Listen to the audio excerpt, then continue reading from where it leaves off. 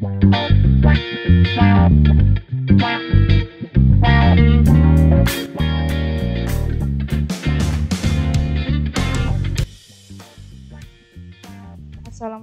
selamat datang di video pembelajaran KPK Tanah secara kualitatif.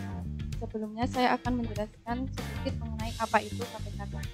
KPK Tanah atau kapasitas pertukaran karbon tanah merupakan kemampuan tanah untuk menjerap dan atau menukarkan kembali karbon pada permukaan koloid tanah yang sifatnya negatif, baik itu dari permukaan koloid organik yang berupa humus maupun permukaan koloid anorganik berupa liat. Kemudian, untuk mekanisme secara umum, bagaimana karbon yang menjerap tersebut dapat bekerja begitu, yaitu melalui pertukaran karbon dengan ion bubbles yang dihasilkan oleh respirasi antara karbon. Berikut beberapa kation yang terjerap dalam kompleks jerapan.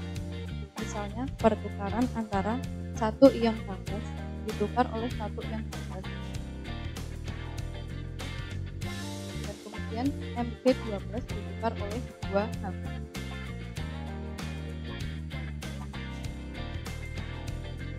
Parameter yang diamati pada acara KPK yaitu yang pertama ada warna. Ada warna asli dari larutan standar yaitu ungu untuk gentian violet dan orange untuk larutan eosinter. Kemudian ada keruh dan jernih. Untuk parameter yang kedua yaitu intensitas dari hasil reaksi yang terjadi. Yang pertama ada rendah, sedang, dan tinggi. Notasi +1 untuk rendah, +2 untuk sedang, dan +3 untuk tinggi. Yang ketiga yaitu muatan. Muatan dari larutan standar gentian violet bermuatan positif dan untuk eosinter bermuatan negatif. Maka muatan yang terjadi dari hasil reaksi yaitu negatif untuk gentian violet dan positif untuk eosinter.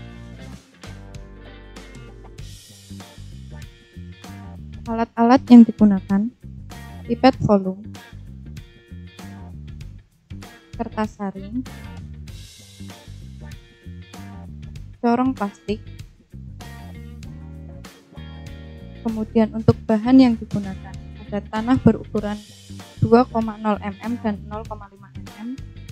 Kemudian larutan standar gentian violet dan eosinter. Langkah-langkah dalam analisis kapasitas pertukaran kation tanah secara kualitatif.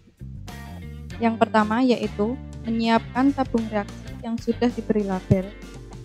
Kemudian memasukkan tanah ukuran 0,5 dan 2,0 ke dalam masing-masing tabung reaksinya setinggi 1 cm dari alas tabung reaksi. Kemudian langkah selanjutnya yaitu menambahkan larutan gentian violet dan larutan eosinter menggunakan pipet volume setinggi 5 cm dari alas tabung reaksi.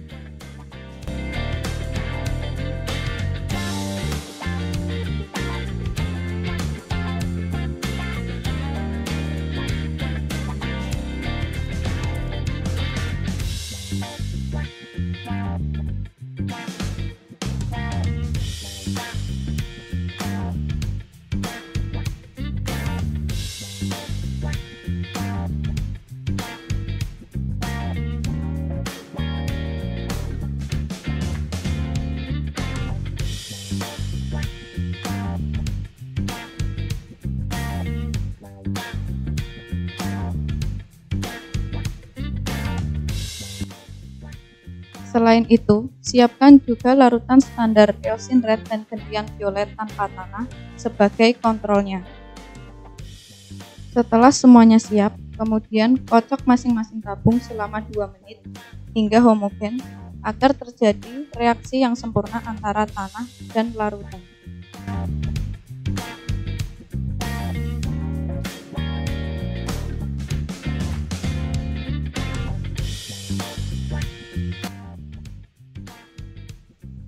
Sembari menunggu reaksi terjadi secara sempurna dan tanah pada larutan mengendap, kita siapkan corong plastik dan kertas saring untuk proses penyaringan selanjutnya.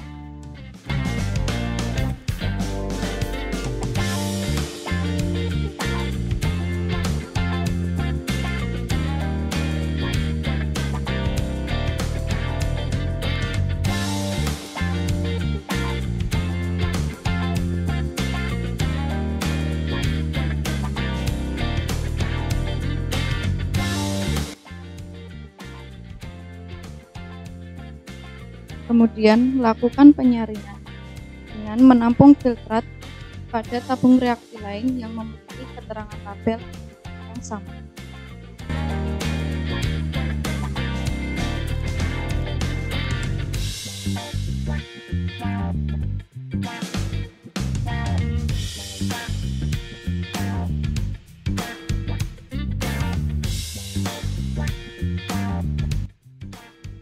Setelah nantinya semua filtrat diperoleh, lakukan pengamatan dengan cara membandingkan antara filtrat dan larutan standar atau kontrol.